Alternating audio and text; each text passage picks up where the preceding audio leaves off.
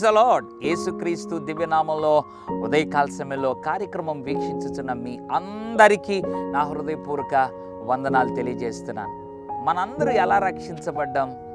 స్వార్థ ద్వారా రక్షించబడ్డాం, దేవుని కృప ద్వారా రక్షించబడ్డాం. మనందరి జీవితాల్లో దేవుడు తగిన సమయంలో ఎవరో ఒకరి ద్వారా సువార్తను ప్రకటింపజేసి దేవుడు మనల్ని రక్షణ మార్గములోనికి నడిపించి ఉన్నాడు. నన్ను కూడా దేవుడు ఒకరి ద్వారా సువార్త దేవుడు నాకు వినిపించి రక్షణ మార్గంలోనికి దేవుడు నన్ను నడిపించి ఉన్నాడు. మిమ్మల్ని కూడా ఎవరో ఒకరి ద్వారానో, లేకుంటే ఒక కరపత్రిక ద్వారానో, లేకపోతే ఇంకేదైనా కళల ద్వారానో ఏదో ఒక విధంగా సువార్తను దేవుడు మీకు ప్రకటింపజేసి మిమ్మల్ని రక్షణలోనికి ప్రభు నడిపించి ఉన్నాడు. అయితే ఉదయకాల సమయంలో సువార్తను విన్నాం, రక్షణ పొందాం, బాప్తీసం తీసుకున్నాం, సందేహం లేదు.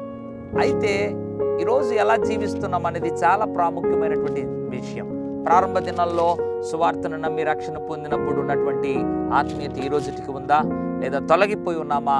దేవుని మార్గములో నుండి ఒకసారి ఆలోచించాలి. దైవజనుడు అపోస్తలుడైన పౌలు ఫిలిప్పీలో ఉన్న సంఘాన్ని ప్రేమించి ఒక అద్భుతమైనటువంటి మాటను జ్ఞాపకం చేశాడు. ఫిలిప్పీ పత్రిక 1వ అధ్యాయం 28వ వచనం, మీరు క్రీస్తు సువార్తకు తగినట్లుగా ప్రవర్తించండి. Praise the lord.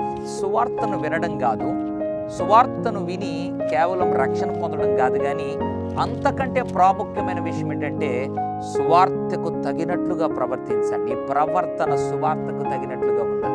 నీ ప్రవర్తనను విన వాక్యమునకు తగినట్లుగా ఉందా అని జ్ఞాపకం చేసుకొని జీవితాల్లో సరిదిద్దుకోవాలని దేవుడు హెచ్చరిస్తున్నాడు. ఇంకా ఒకవేళ తగినట్లుగా సువార్తకు తగినట్లుగా జీవించకుండా ఉన్నట్లయితే మరొకసారి దేవుడు తరుణం ఇస్తున్నాడు.